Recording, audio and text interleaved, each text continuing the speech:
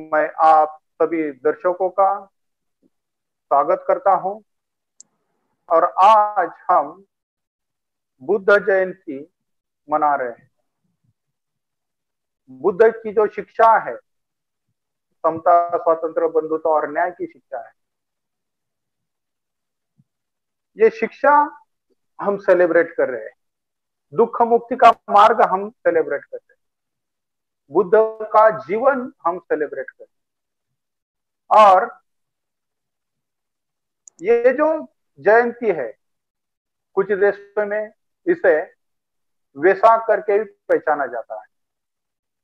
तो जापान से लेकर वेस्ट कोस्ट ऑफ अमेरिका, यहाँ पर जितने भी लोग हैं वो सभी लोग ये जयंती मना रहे हैं। तो केवल हम ही नहीं, तो हमारे साथ पूरा विश्व है, जो बुद्धिस्ट विश्व है, वो हमारे साथ ये जयंती मना रहा है। आज हमारे साथ धम्मचारी अमोघ सिद्धि है। धम्मचारी अमोघ सिद्धि ये त्रिरत्न बौद्ध महासंघ के एक ज्येष्ठ धम्मचारी है। धम्मचारी बनाने के लिए जो मदद करने वाला जो समूह है, जिसे हम शरण गमन समूह बोलते हैं, वो शरण गमन समूह के वे सदस्य हैं। इतना ही नहीं, तो वो उपाध्याय है। धम्मचारी की दीक्षा जो है वो कंडक्ट करते हैं। और धम्मचारी अमोघ सिद्धि, इनकी दीक्षा 4 अगस्त 1991 में हुई। और तभी से लेकर वो हमारे यहाँ भारत में धम्म आचरण के लिए और धम्म प्रचार और प्रसार के लिए कार्यरत है। धम्मचारी अमोघ सिद्धि,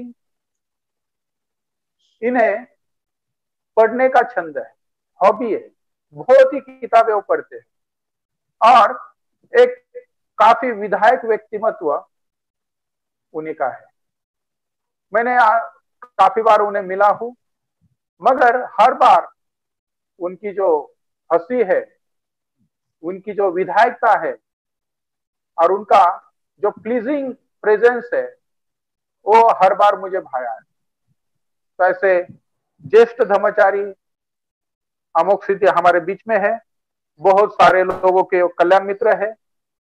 वो अच्छे टीचर है, अच्छे स्पीकर है, एक तत्व चिंतक है और काफी शिविरों का वो नेतृत्व करते हैं।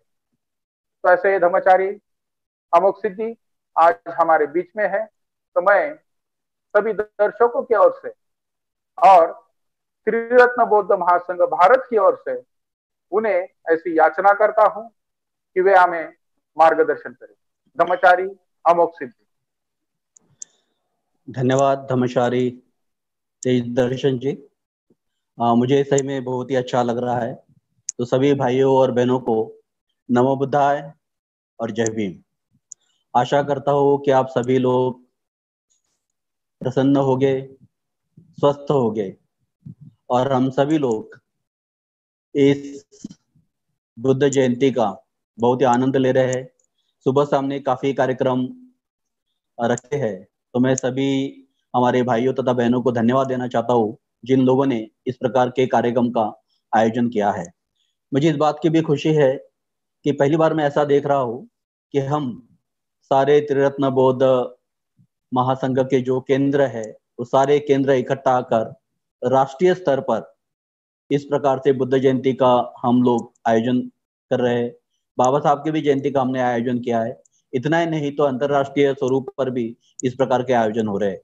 मुझे सही में बहुत अच्छा लग रहा है कि हमारे संघ की तरफ से भले ये कोरोना वायरस की वजह से सारा जनजीवन एक प्रकार से बंद सा पड़ गया है, लेकिन फिर भी हमारा धम्म कार्य शुरू है। अभी जैसे तेज दर्शन जी कह रहे थे कि आज हम बुद्ध जयंती मना रहे हैं और इसकी जो गरिमा है, इसका जो महत्व है, हम सुबह से ही अलग अलग माध्यम से सुनते आ रहे हैं। लेकिन अभी आज हम एक प्रकार से बुद्ध जयंती मना रहे हैं, तो फिर से हम बुद्ध की कुछ बातें याद करेंगे, बुद्ध को याद करेंगे। तो मैं सोच रहा था कि हमारा जो विषय है बुद्ध धम्म की ओर हमारा कैसा नजरिया होना चाहिए, कैसा दृष्टिकोण होना चाहिए, तो इसके बारे में सोच रहा था। दोपहर में धम्माचार्य कुमार जी ने बहुत ही अच्छा प्रवचन दिया, जिसमें उन्होंने जो बुद्ध धम्म का एक प्रकार का इतिहास है, बुद्ध धम्म का जो विकास है, इसकी उन्होंने बहुत अच्छी एक चर्चा की। हम फिर से कुछ मुद्दों को देखेंगे, कुछ अलग मुद्दों को देखने का प्रयास करेंगे। अर्थात ही आज जिसे हम बुद्धिज्म कहते हैं, बुद्ध धर्म कहते हैं, या धम्म कहते हैं, इसकी एक प्रकार से जो शुरुआत है उसकी तरफ हम लोग बढ़ेंगे। 2500 साल पूर्व सिद्धार्थ गौतम ने इसी दिन बुद्धत्व की प्राप्ति की। हम सभी लोग जानते हैं कि सिद्धार्थ गौतम का जो जन्म है वो लुम्बिनी में हुआ, लेकिन वे बुद्ध बोध गया में बने। और मुझे लगता है कि भले ही ये स्टोरी या कहानी हमने बहुत बार सुनी है, लेकिन आज बुद्ध जयंती के अवसर पर फिर से उसको याद करना, उसको समझ लेना, ये हमारे लिए उचित होगा। अभी जैसे हम कह रहे हैं कि बुद्ध जयंती, इसका क्या अर्थ होता है? बुद्ध जयंती यानी कि बुद्ध का एक प्रकार से विजयी होना, वे एक प्रकार से विजयी हो गए, तो ये विजय का एक उत्सव हम लोग मना रहे हैं। हाँ, सिद्धार्थ गौतम बुद्ध बने, इसका एक उत्सव हम लोग मना रहे हैं। फिर ये विजय क्या था? तो आज पूर्णिमा का दिन है और हम सब जानते हैं कि आज ही सिद्धार्थ गौतम ने बुद्धत्व की प्राप्ति की और वे बुद्ध बने। तो आइए हम बुद्ध के ही और से ये जानने का प्रयास करेंगे कि किस प्रकार से वे बुद्ध बने। सुत्त निपात ये बहुत ही महत्वपूर्ण ऐसा ग्रंथ है पाली साहित्य में, और इस सुत्त निपात में प्रधान सुत्त नाम का एक सुत्ता आता है, और यह सुत्त में स्वयं बुद्ध अपने बारे में बताते हैं। अक्सर हम देखते हैं कि अन्य जो सूत्र है उसकी जो शुरुआत है एवं में सुत्त इस प्रकार से होती है, क्योंकि कोई ना कोई बुद्ध का जो अनुभव है, बुद्ध के साथ उनकी जो कुछ बातचीत हुई है, जो उनको स्मरण आता है वो बताते हैं। लेकिन यहाँ स्वयं बुद्ध अपने बारे में बता रहे हैं। और प्रधान इसका अर्थ होता है प्रयास या प्रयत्न। तो बुद्ध ये बता रहे हैं कि मैंने स्वयं किस प्रकार से प्रयास करके, किस प्रकार का प्रयत्न करके मैं बुद्ध बना हूं। ये बात मुझे लगता है बड़ी महत्वपूर्ण है।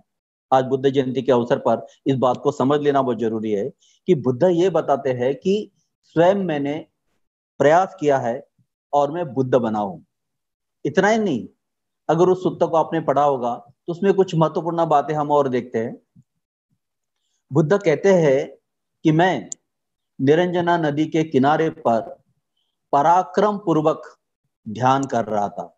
ये बात बड़ी गौर करने वाली है कि बुद्ध कहते हैं कि पराक्रम पूर्वक मैं ध्यान कर रहा था।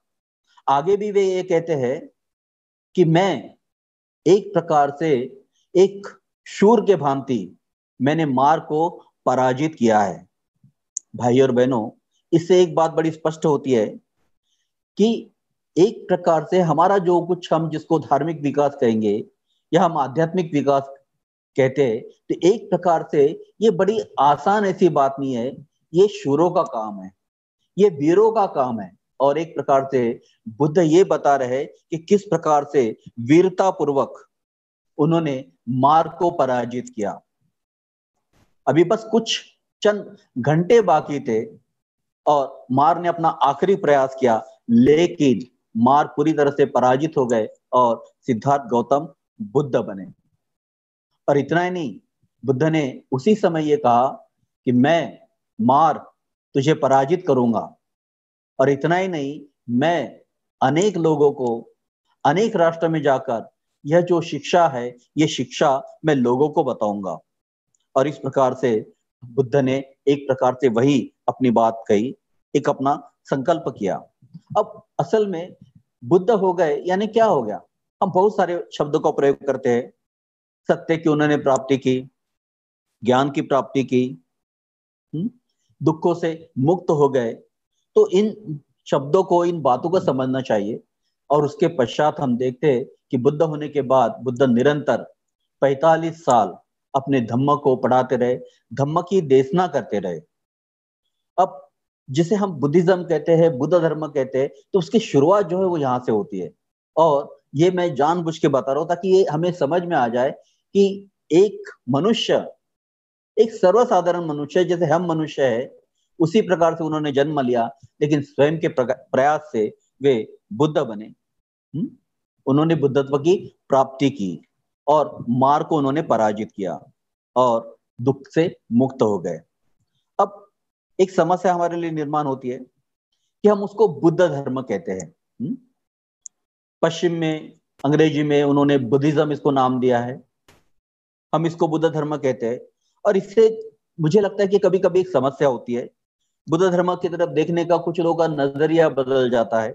धर्म को आमतौर पर अंग्रेजी में रिलीजन ये शब्द आता है, और धर्म ये जो शब्द है अभी, इसको अलग ढंग से देखा जाता है। अगर बुद्ध के काल में अगर हम देखेंगे तो धर्म या पाली में धम्म, इस शब्द के बहुत सारे अलग अलग अर्थ थे, लेकिन आज हम धर्म का जो अर्थ देखते हैं, इससे एक बड़ा संभ्रम, एक बड़ी समस्या निर्माण होती है। जब अगर धर्म की जब मैं परिभाषा देखता हूँ, रिलीजन की अगर परिभाषा देखता हूँ, तो अक्सर ऐसा दिखाई देता है कि जब धर्म या रिलीजन या ईश्वर, स्वर्ग, नरक, आत्मा, इन बातों से संबंधित है। और इसीलिए कुछ लोगों में बड़ा संभ्रम पैदा होता है कि जैसे अन्य धर्म है, इसी प्रकार से शायद बुद्ध धर्म भी बात कर रहा होगा, लेकिन ऐसा बिल्कुल नहीं है। और इसलिए कुछ लोगों का बुद्ध धर्म की तरफ देखने का नजरिया जो है, जैसे आम धर्म होते हैं उसी प्रकार से उनका हो जाता है। ये एक बड़ी समस्या है जिसको समझ लेना बहुत जरूरी है। अब अगर हम धर्मों की बात करें, आज जगत में जो भी प्रमुख धर्म हमें दिखते हैं, बहुत सारे धर्म है, लेकिन अगर प्रमुख धर्म जो हमें नजर आते हैं तो हम उनके बारे में अगर सोचते हैं तो हमें ये दिखाई देता है कि ज्यादातर जो धर्म है वह धर्म ईश्वर पर आधारित है, ईश्वर प्रधान है। लेकिन जब हम बुद्ध धर्म की बात कहते हैं तो बुद्ध धर्म, यहाँ ईश्वर को कोई स्थान नहीं है। एक बहुत ही बड़ा महत्वपूर्ण ऐसा अंतर है। लेकिन चूंकि बहुत बार धर्म की जो हमारी संकल्पना बन गई है, धर्म यानी ये होता है, और इसी वजह से बुद्ध धर्म की तरफ देखने का भी कुछ लोगों का जो नजरिया है वो बदल जाता है। कुछ लोगों को बुद्ध ईश्वर के समान प्रतीत होते हैं, और इसीलिए ये समझना बहुत जरूरी है कि हम बुद्ध धर्म की जब हम बात करते हैं तो निश्चित ही यहाँ ईश्वर को कोई स्थान नहीं है। और ये सबसे बड़ा अंतर बुद्ध धर्म और बाकी के धर्मों में है। अगर मानो बाकी धर्म की अगर बात करें, अगर वह ईश्वर नहीं है तो फिर वो धर्म बचता नहीं, लेकिन बुद्ध धर्म में ऐसा नहीं है। बुद्ध की शिक्षा ये महत्वपूर्ण बात होती है। और इसलिए मुझे लगता है कि सर्वप्रथम ये जो श्रद्धा की हम लोग बात करते हैं, बुद्ध के प्रति श्रद्धा की बात करते हैं, तो कोई ईश्वर की बात नहीं करते जैसे कि बाकी धर्मों में हम बात करते हैं। और इसीलिए मुझे लगता है कि कुछ संभ्रम हमारे पैदा होते हैं। मैं उनके बारे में कुछ बात कहना चाहूंगा। तो पहली बात तो हमें ये स्पष्ट हो जानी चाहिए कि जब हम धर्म कहते हैं या धम्म भी कहते होंगे, तो एक प्रकार से अन्य जो धर्म है उसमें और बुद्ध धर्म में एक बड़ा अंतर है। और ये बड़ा अंतर हमें पहले समझना होगा कि अन्य धर्मों में ईश्वर को स्थान है, लेकिन बुद्ध धर्म में इस प्रकार का ईश्वर को कोई स्थान नहीं है। ईश्वर प्रधान ये धर्म नहीं है। लेकिन फिर और एक समस्या हमारे लोगों के मन में आ जाती है, फिर अगर यहाँ ईश्वर को स्थान नहीं है तो फिर अन्य धर्मों में जो शब्द आते हैं, श्रद्धा है, पूजा है, पाप है, पुण्य है, मोक्ष है, ध्यान है वगैरह, तो लोग संभ्रमित हो जाते हैं कि फिर अगर यहाँ ईश्वर नहीं है तो फिर इस प्रकार के शब्द प्रयोग हमारे धर्म में क्यों है, बुद्ध धर्म में क्यों है। तो निश्चित ही भाई और बहनों, यह भी बात समझना बहुत जरूरी है। और मुझे लगता है कि यही एक बड़ी समस्या रही है कि बुद्ध का धम्म बिल्कुल सभी धर्मों से अलग, अनूठा, भिन्न होने के बावजूद भी लोगों के मन में बहुत सारे संभ्रम पैदा हो गए। एक तो इसे धर्म कहा जाता है, मुझे लगता है कि कोई और बेहतर शब्द होता तो अच्छा होता। कभी कभी बुद्ध धर्म में हम बुद्ध शासन कहते हैं, यानी कि जो कुछ बुद्ध की शिक्षा है, बुद्ध ने जो भी तत्व हमें बताए हैं, जो आचरण पद्धति है बताई है, उसके ऊपर चलना, ये हम बुद्ध का शासन कह सकते हैं। लेकिन जब भी हम धर्म की बात कहते हैं तो अपने आप ही ये सारी बातें आ जाती है, और हमें लगता है कि जब ईश्वर को यहाँ स्थान नहीं है तो फिर ये बातें कैसी आ गई है। और मुझे लगता है इन बातों को भी समझना बहुत जरूरी है। फिर जैसे मैंने कहा है कि यहाँ जो शब्द है, श्रद्धा है, पूजा है, पाप है, पुण्य है, मोक्ष है, तो निश्चित ही यह शब्द बुद्ध धर्म में बहुत अलग है। अभी बुद्ध धर्म के बारे में जब भी हम चर्चा करते हैं, जब भी हम पढ़ाते हैं, तो मैंने अक्सर देखा है लोगों के मन में इन शब्दों को लेकर बड़े संभ्रम होते हैं, और ये बहुत ही लाजिमी है, क्योंकि अक्सर हमने इन शब्दों का प्रयोग, इन शब्दों के बारे में जो भी हमारी सोच है, समझ है, वह अन्य धर्मों में जिस प्रकार से उसी प्रकार की होती है, और इसलिए हमें इसे समझना बहुत जरूरी है। अभी भले ही यह सारे शब्द हम इस्तेमाल करते हैं बुद्ध धर्म के संदर्भ में, लेकिन बुद्ध धर्म में यह जो शब्द हम इस्तेमाल करते हैं पूरी तरह से अन्य धर्मों में इसके जो अर्थ है उसके ये बिल्कुल भिन्न है, अलग है। अब आपको एक सवाल मन में निर्माण होगा कि फिर इन शब्दों को हम क्यों इस्तेमाल करते हैं, तो थोड़ा गौर कीजिए। सिद्धार्थ गौतम ने बुद्धत्व की प्राप्ति की, वे बुद्ध बने, एक अलग ही अनूठा ऐसा एक अनुभव था, और उनके सामने एक बड़ा प्रश्न था कि ये जो मेरा अनुभव है, जो कुछ मैंने पाया है, ये मुझे सर्वसामान्य लोगों को बताना है, उनको यह पढ़ाना है। ये तो बहुत अच्छा होता कि बुद्ध के पास एक अलग भाषा होती, एक बिल्कुल निराली भाषा होती, जो बुद्धत्व के इस अनुभव को एक प्रकार से कथन करती, प्रस्तुत करती। लेकिन ऐसा नहीं था। उन्हें उस समय जो भाषा थी, जो शब्द प्रयोग हो रहे थे, उन्हीं शब्दों का, उसी भाषा का इस्तेमाल करना पड़ा। लेकिन बुद्ध ने क्या किया कि उन शब्दों को एक अलग अर्थ दिया, उन शब्द का एक अलग अर्थ उन्होंने बताया। तो मुझे लगता है कि जब हम बुद्ध धर्म की बात करते हैं तो इसे समझना भी उतना ही जरूरी है। अभी मुझे लगता है कि एक बौद्ध होने के नाते हमारी ये जो शब्दावली है, इसके बारे में हमें बहुत ही स्पष्ट होना बहुत जरूरी है। और अगर ये स्पष्टता नहीं रही तो फिर हमें लगता है कि हम जो ईश्वर प्रधान धर्म है उसी प्रकार का कर रहे, फिर हमें और उनमें क्या अंतर रहा, ये एक संभ्रम निर्माण होता है। और इसलिए ये जरूरी है कि हम इस बात को समझ ले कि बुद्ध धर्म में अगर श्रद्धा शब्द आता है, पूजा शब्द आता है, या फिर पाप पुण्य शब्द आता है, तो ये सारे जो शब्द है, इन शब्दों का एक विशेष ऐसा अर्थ है जो सर्वथा ईश्वर प्रधान धर्मों में इसे जो इस्तेमाल करते हैं उससे भिन्न है। इस बात को हमने समझना चाहिए। फिर अगर बुद्ध ईश्वर नहीं है तो फिर बुद्ध का क्या स्थान है, इसे भी समझना बहुत जरूरी है।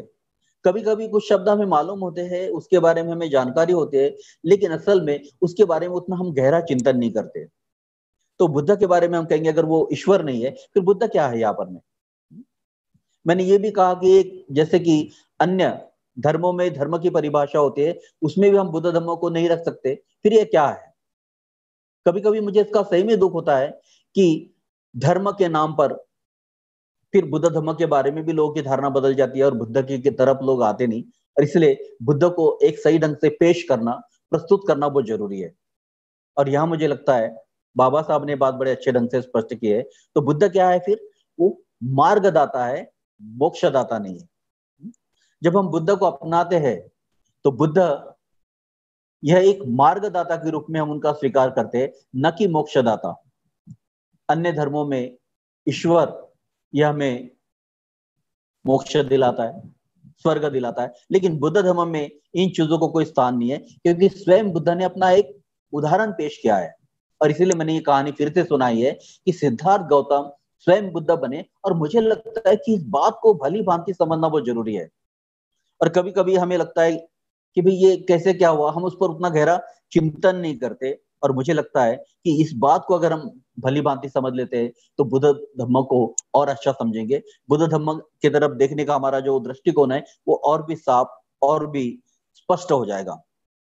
अब यहाँ क्या होता है कि जब बुद्ध कहते हैं कि मैं मार्गदाता हूं, तो इसका अर्थ ऐसा होता है कि जैसा मैंने प्रयास किया है उसी प्रकार से आप भी प्रयास कर सकते हैं, और आप भी दुख से मुक्त हो सकते हैं, आप भी बुद्ध बन सकते हैं। यह सबसे महत्वपूर्ण बात उन्होंने कही, और मुझे लगता है इसके ऊपर थोड़ा सोचना जरूरी है।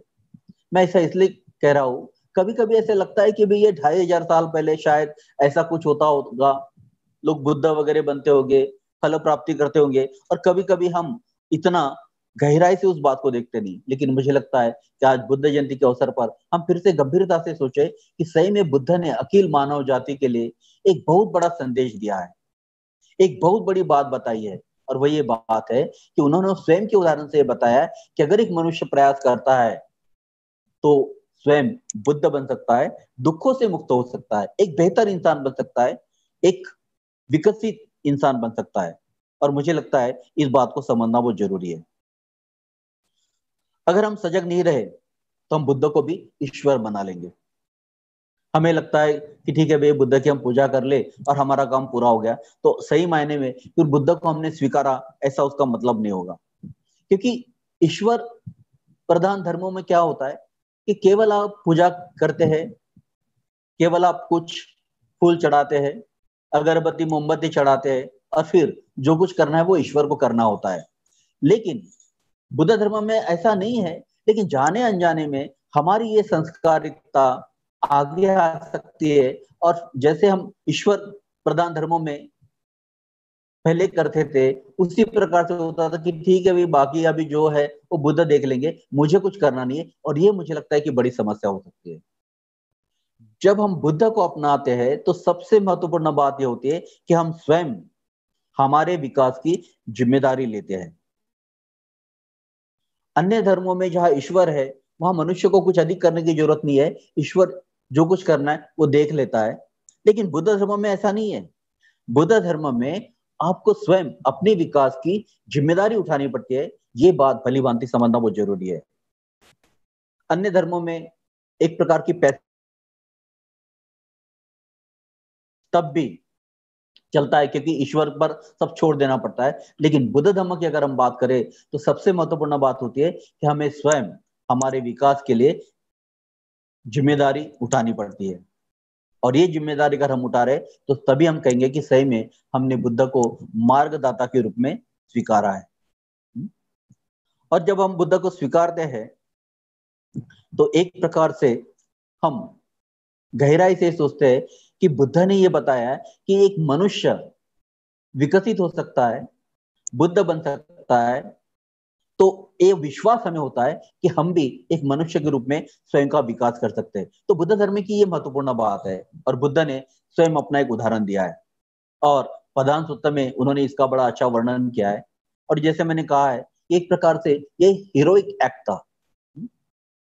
ये जानबूझ के मैं कहना चाहता हूँ क्योंकि बुद्ध धर्म की तरफ देखने का ये भी एक बड़ा नजरिया है। अभी कुछ लोगों को लगता है कि भाई जो लोग एक प्रकार से अधिक संघर्ष करने से डरते हैं, एक प्रकार से अधिक कुछ जीवन की चुनौतियां लेने से डरते हैं, वे लोग ऐसा ही कुछ जो बहुत ही साधारण ऐसी बात है, जो बहुत ही मामूली ऐसी बात है, उसका स्वीकार करते हैं और इसलिए वे आध्यात्मिक जीवन को चुनते हैं, धम्म जीवन को चुनते हैं। ये बात एक आम तौर पर बड़ी मिथ्या दृष्टि के रूप में हम देखते हैं। असल में अगर देखा जाए तो बुद्ध ने हमारे सामने एक बड़ी चुनौती रखी है, और वो चुनौती ये है कि हर एक मनुष्य वो परिवर्तन कर सकता है, वो बदल सकता है, लेकिन ये इतना आसान नहीं है। यह उतना आसान नहीं है जितना हम समझते हैं, और एक प्रकार की ये चुनौती है। लेकिन कभी कभी लोग समझते हैं कि भाई बुद्ध धर्म का आचरण करना यानी एक प्रकार से धम्म का आचरण करना एक प्रकार से पलायनवाद है। हम मुख्य संघर्ष से कहीं तो भाग रहे हैं, और मुझे लगता है ये मिथ्या धारणा दूर करना बहुत जरूरी है बुद्ध धर्म के बारे में। उल्टा मैं ऐसा कहूंगा कि जो लोग बुद्ध की शिक्षा, बुद्ध ने जो सत्य बताया है उसको समझना नहीं चाहते, उसके तरफ जानबूझ के नजरअंदाज उसको करते हैं, तो मैं समझूंगा कि ये पलायनवाद है। क्योंकि बुद्ध का जो धम्म है, बुद्ध का जो सत्य है, ये एक प्रकार से हमें चुनौती देता है। और बाबा साहब ने जब हमें धर्मांतर हमारा हुआ, बाबा साहब ने कहा कि मैं आपको जो धम्म दे रहा हूं ये कठिन है, सही में कठिन है। लेकिन मैंने महसूस किया कि कुछ लोग समझते हैं कि एक बड़ा आसान रास्ता है। मैं और मेरे सारे युवा दोस्त जब हम बुद्ध धर्म से बहुत ही प्रभावित हो गए, अर्थात इसके पहले भी हम बुद्ध धर्म का कार्य कर ही रहे थे, बुद्ध में बड़ी श्रद्धा थी, लेकिन सही में कैसे विकास किया जाए, सही में हम हमारे जीवन में किस प्रकार के बुद्ध की शिक्षाओं को आचरण में ला सकते, इसकी जानकारी नहीं थी और हम बहुत प्रभावित हो गए। और बाबा साहब का जो विजन था कि बुद्ध धर्म से एक बड़ा परिवर्तन आ सकता है, इस पर हमें बड़ा विश्वास था और हमने काम बड़े जोर शोर से शुरू किया। तब मैंने देखा कि कुछ लोगों को लगा कि ये तो पलायनवाद है, कुछ लोगों को लगा तो एक तो बहुत ही आसान रास्ता आपने चुन लिया है। तो ये जो गलतफहमी है उसको दूर करना बहुत जरूरी है। बुद्ध धर्म के बारे में हमारे जो नजरिया है उसको बदलना बहुत जरूरी है। हमें एक प्रकार से ये कम्युनिकेट करना पड़ेगा, ये समझाना पड़ेगा कि भाई ऐसा नहीं है, बुद्ध धर्म एक बड़ा क्रांतिकारी ऐसा मार्ग है। हाँ, इससे एक बड़ा परिवर्तन आ सकता है। और बाबा साहब के हम सब अनुयायी है। बाबा साहब को ये विजन था, बाबा साहब को ये बहुत स्पष्ट था कि सही में बुद्ध से क्या हो सकता है। अब हमने ये देख लिया कि भाई ईश्वर प्रधान जो धर्म है उससे बुद्ध का धर्म भिन्न है। तो कभी कभी आध्यात्मिक धार्मिकता की जो बात की है करते हैं हम लोग, तो लोगों को लगता है कि ये केवल ईश्वर से संबंधित होता है। ऐसा बिल्कुल नहीं है। हम जिसको एक प्रकार से विकास कहते हैं वो हमारे मन का विकास, हमारे आंतरिक मन का विकास करना, यानी आध्यात्मिक विकास हम कह सकते हैं। कभी कभी इन शब्दों से बड़ी समस्या निर्माण होती है, लेकिन अभी एक प्रश्न फिर से निर्माण होगा कि सही में ऐसे विकास जरूरी है क्या। मुझे बड़ा आश्चर्य होता है कि बाबा साहब बिल्कुल पहले से ही बहुत ही स्पष्ट थे कि मनुष्य को मनुष्य के रूप में विकास करना बहुत जरूरी है। बिल्कुल 1936 का उनका भाषण ले लीजिए, धर्मांतर के उसमें बहुत सारी चर्चा भी कर रहे हैं, धर्मांतर की क्या आवश्यकता उसकी बात कर रहे हैं, लेकिन वहां भी कहते हैं कि मनुष्य को स्वयं का विकास करना चाहिए। मनुष्य का जन्म स्वयं के विकास के लिए, ये बात समझना बहुत जरूरी है। और उसी प्रकार से हम लोग अगर आगे देखते हैं, जब उन्होंने असल में धर्मांतर किया 1956 में, तब भी इस बात को वे भली भांति स्पष्ट करते। उन्होंने एक उदाहरण दिया। वे कहते हैं कि मनुष्य और जो प्राणी होता है उसमें अंतर होता है। प्राणी जो है उसकी जो भी आवश्यकताएं है, शरीर की जो आवश्यकताएं है, भोजन, नींद, ऐसी कुछ उनकी जो आवश्यकताएं पूरी हो गई तो वे चैन से रह सकते हैं। लेकिन मनुष्य का ऐसा नहीं है। और वे कहते हैं क्योंकि मनुष्य के पास मन है और उस मन का विकास होना चाहिए, और इस मन के विकास के लिए यह जरूरी है कि हमारे पास धर्म हो।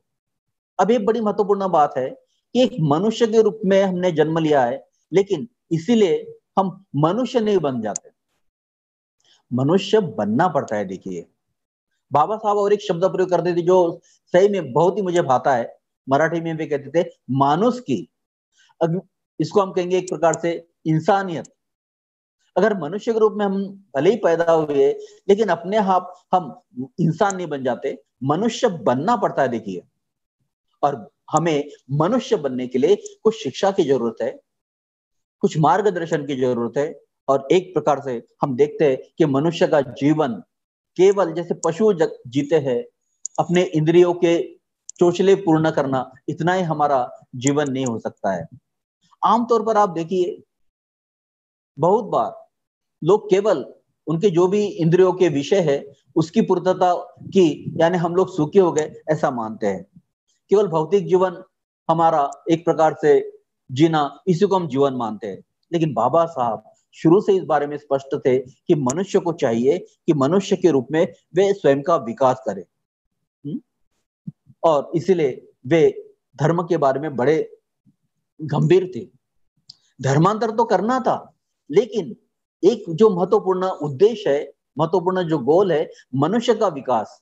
और मुझे लगता है कि पिछले कुछ दिनों में हमने इसके बारे में बहुत सुना है कि बुद्ध धर्म का पूरा उद्देश्य ये है कि मनुष्य का विकास करे, उसके मन का विकास करे। अब हम थोड़ा आगे बढ़ेंगे कि बाबा साहब बिल्कुल स्पष्ट थे कि मनुष्य के विकास के लिए धर्म की आवश्यकता है, लेकिन उन्होंने एक बात बड़ी स्पष्ट कर दी थी कि कोई भी धर्म ये मनुष्य के विकास के लिए उपयुक्त होगा ही ऐसा नहीं। शायद कुछ हद तक कुछ बातें अच्छी हो सकती है, लेकिन बाबा साहब हर चीज में, हर बारे में बड़ा गहरा चिंतन करते थे। हम सभी इस बात को जानते हैं। और उन्होंने बहुत ही गहरा चिंतन किया कि सही में मनुष्य मात्र के विकास के लिए हमें क्या चाहिए, हमें क्या करना चाहिए। और फिर अगर धर्म हमें चाहिए तो फिर वो धर्म कैसा हो। और 1950 में उन्होंने एक बड़ा महत्वपूर्ण लेख बोधि पत्रिका के लिए लिखा था। और उस महाबोधि पत्रिका में उन्होंने बुद्ध और उनके धम्म का भविष्य ऐसा एक लेख लिखा और उसमें उन्होंने बहुत ही महत्वपूर्ण ऐसे बातें बताई। ये मेरे आज के प्रवचन का मुख्य विषय नहीं है, लेकिन मैं उसका जिक्र फिर भी करना चाहूंगा, क्योंकि हमें यह स्पष्ट हो कि बुद्ध धम्म की तरफ देखने का हमारा नजरिया क्या हो। यह स्पष्टता होना बहुत जरूरी है। और बाबा साहब ने बताया कि सही में अगर मनुष्य मात्र के रूप में हमें विकास अगर करना है तो फिर किसी भी धर्म ने 4 प्रकार के मापदंडों पे उतरना बहुत जरूरी है। और बाबा साहब ने वो 4 मापदंड जो बताए, तो हम देख सकते हैं कि सही में असल में बुद्ध धर्म में ही हम देख सकते हैं कि जो 4 मापदंड है इसमें हम उसकी पूर्तता होते हुए देख सकते हैं। तो सबसे पहली बात उन्होंने कही है कि समाज की एकता बनाए रखने के लिए एक तो कानून का बंधन चाहिए या फिर नैतिकता का। भाई और बहनों, बाबा साहब शुरू से ही देखते रहे कि सही में अगर मनुष्य को बदलना है, समाज को अगर बदलना है, तो हम केवल कानून से नहीं बदल सकते। आज हम देख रहे कोरोना वायरस से बहुत सारी समस्याएं खड़ी हो गई है, बड़ी परेशानी निर्माण हो गई है और लोगों को समझाया जा रहा है कि भाई आप अपने घरों में रहिए, सुरक्षित रहिए, स्वयं सुरक्षित रहिए, औरों को सुरक्षित रखिए। लेकिन कुछ लोग फिर भी सुनते नहीं और फिर कानून से हमको उनको समझाना पड़ता है। लेकिन कितने लोगों को हम कानून से समझाएंगे? कानून ये अल्पसंख्यक लोगों के लिए होता है, कुछ कम लोगों के लिए होता है, लेकिन बहुसंख्यक लोगों का जो नियमन है वो नैतिकता से होना चाहिए। और इसलिए धर्म की ये बड़ी महत्वपूर्ण जिम्मेदारी होती है कि इस प्रकार की नैतिकता हम लोगों में उतारे, लोगों को सिखाए। और बाबा साहब ने देखा कि बुद्ध का धम्म एक ऐसा धम्म है जो सही में नैतिकता को बहुत ही ऊंचा स्थान देता है। इसको बहुत ज्यादा मैं स्पष्ट नहीं करूंगा, लेकिन एक बात केवल कहूंगा। बाबा साहब कहते हैं कि अन्य धर्मों में जो स्थान ईश्वर का है वही स्थान बुद्ध धर्म में नैतिकता को है। अगर अन्य धर्मों से ईश्वर को अगर हमने निकाल दिया तो वो धर्म बचता ही नहीं है। उसी प्रकार से बुद्ध धर्म की जो नींव है, बुद्ध धर्म का मुख्य अगर कुछ शिक्षा है तो वह है नैतिकता। और बाबा साहब के जीवन में नैतिकता को कितना बड़ा स्थान था, ये सब हम सब लोग भली भांति जानते हैं। और इसीलिए बाबा साहब ने इसे चुना है, क्योंकि बुद्ध की शिक्षा में नैतिकता को बहुत बड़ा स्थान है। दूसरा हम देखेंगे कि बुद्ध की अगर शिक्षा की बात करें तो नैतिकता का बहुत सारा वर्णन हमको जगह जगह मिलता है। बाबा साहब ने भी बड़ी स्पष्ट रूप से कहा है। क्या कहा है कि उन्होंने कहा धम्म यानी नीति, नीति यानी धम्म। लेकिन नैतिकता की और एक बात आती है। अभी हम बुद्ध की बात कर रहे, दुख मुक्ति की बात कर रहे, तो बुद्ध ने बहुत ही स्पष्ट कर दिया कि जो भी हमारे अकुशल कर्म है उसका परिणाम ये दुख होता है। और जो भी हमारे मन में अकुशल है, क्लेश है, और बुद्ध ने एक प्रकार से इन्हीं क्लेशों पर, इन्हीं नकारात्मक मनोवस्थाओं पर विजय प्राप्त किया। एक प्रतीकात्मक वो बात आती है। और जब हम बुद्ध धर्म को सीखते हैं तो इस प्रकार के हमारे क्लेशों को, हमारे नकारात्मकता पर हम कार्य करते हैं, क्योंकि हमारे अकुशल कर्म का जो परिणाम है स्वयं के लिए, औरों के लिए दुख निर्माण करता है। अगर हम कुशल कृति करेंगे तो निश्चित इससे सुख निर्माण होता है। और इसीलिए नैतिकता ये बहुत ही महत्वपूर्ण ऐसी बात है। बाबा साहब ने इसे और भी अच्छे शब्दों में स्पष्ट किया है। वे कहते हैं कि एक मनुष्य दूसरे मनुष्य के साथ जब अनुचित व्यवहार करता है तो दुख निर्माण होता है। और मुझे लगता है कि बाबा साहब ने इस बात को कितना सटीक, कितना सरल शब्दों में रखा है कि एक मनुष्य दूसरे मनुष्य के साथ जब अनुचित व्यवहार करता है तो दुख निर्माण होता है। और असल में धम्म हमें एक मनुष्य ने दूसरे मनुष्य के साथ कैसे उचित व्यवहार करना चाहिए यह सिखाता है। और मुझे लगता है कि ये बड़ी महत्वपूर्ण बात है। और इसलिए बाबा साहब ने देखा कि बुद्ध का धम्म एक ऐसा है कि जो असल में सही में हमें मनुष्य ने मनुष्य के साथ कैसे व्यवहार करना चाहिए यह हमें सिखाता है। इसलिए नैतिकता का जो मापदंड है ये महत्वपूर्ण है और बुद्ध धर्म उस पर पूरी तरह से खरा उतरता है। दूसरी बात हम देखते हैं कि धर्म विज्ञान के अनुकूल होना चाहिए। ये बहुत ही महत्वपूर्ण है। इसके पूर्व भी मुझे लगता है कि इसके ऊपर चर्चा हुई है। एक पूरा विषय था बुद्ध धर्म और विज्ञान, उसमें काफी चर्चा हुई है, इसलिए इसके ऊपर मुझे अधिक कुछ कहना नहीं है। लेकिन एक महत्वपूर्ण बात है जिस वजह से बाबा साहब ने बुद्ध धर्म का स्वीकार किया और बुद्ध धर्म के बारे में उनके मन में बड़ा एक रिस्पेक्ट है, वो महत्वपूर्ण बात यह है कि बुद्ध का धम्म ये तर्क पर आधारित है, रीजन पर आधारित है। और वे कहते हैं कि कोई भी धर्म अगर विज्ञान के अनुकूल नहीं है तो फिर वो हंसी मजाक का विषय बन जाएगा। और हम लोग देखते हैं भाई और बहनों कि बुद्ध का धम्म, बुद्ध की शिक्षा एक ऐसी चीज है जो सही में हम देखते हैं कि विज्ञान के अनुकूल है। जगत के हम देखेंगे कि बड़े बड़े जो विद्वान है, वैज्ञानिक है, विचारवंत है, वे बुद्ध का बहुत ही आदर करते हैं, बुद्ध की शिक्षा को वे अपनाते हैं, क्योंकि बुद्ध की जो शिक्षा है वो सही में किसी प्रकार की कपोल कल्पित बातें, अंधश्रद्धा वाली बातें, हाँ, बेसर सिर पैर की बातें करती नहीं है। तो ऐसी बातें जो सही में एक प्रकार से सटीक है, सही है, सत्य है, उसकी चर्चा करती है। और मुझे लगता है कि एक दूसरी बात महत्वपूर्ण होती है कि हमें ऐसा धर्म चाहिए जो किसी प्रकार से जो अंधश्रद्धा है, जो किसी प्रकार का मिथ्या दृष्टि है, वो बढ़ाने के लिए कई एक प्रकार से जिम्मेदार ना हो। और इसलिए हम देखते हैं कि बुद्ध धर्म में एक प्रकार से यह बात बिल्कुल साफ और स्पष्ट है कि यहाँ किसी प्रकार का अंधश्रद्धा, किसी प्रकार का अवैज्ञानिक ऐसी बातें नहीं होती है। और बाबा साहब को इसीलिए बहुत पसंद आया। बुद्ध एक ऐसे धर्मगुरु है जो कहते हैं कि मेरी शिक्षा को जैसे सुनार सोने की परीक्षा करता है, उस प्रकार से आप परीक्षा कीजिए और तब अपनाइए। और ये मुझे लगता है एक बहुत बड़ी बात है। और अक्सर लोगों के मन में बहुत सारी चीजों को लेकर एक संभ्रम सा होता है, और कभी कभी फिर धर्म जो है उसके बारे में एक मन में एक हंसी मजाक का विषय आ जाता है। मैं अन्य धर्मों की यहाँ चर्चा नहीं करूंगा, लेकिन बुद्ध धर्म में इन बारे में कोई चर्चा नहीं होती। ये जगत की निर्मित किसने किया, कौन सृष्टि का रचयिता, ऐसे कोई कपोल कल्पित बातें इसमें नहीं होती है। तो एक बहुत ही हमारे बुद्धि को, हमारे दिमाग को जो जसता है उसकी हम लोग चर्चा करते हैं। केवल एक बात मैं और कहना चाहूंगा, उल्टा बुद्ध ये कहेंगे कि जो सत्य हम समझ ले, अगर हम ज्ञान की जो कुछ शाखाएं है, फिर वह अगर मनोविज्ञान है या फिर विज्ञान है या तर्कशास्त्र है, अगर इसको पढ़ते हैं तो उल्टा हमें बुद्ध धर्म समझने के लिए ज्यादा मदद होगी। तो एक प्रकार से जो विज्ञान है ये धर्म को एक प्रकार से मदद ही करता है, और इसलिए ये दूसरे मापदंड पर भी हमारा जो बुद्ध का धम्म है उसकी शिक्षा है ये खरी उतरती है।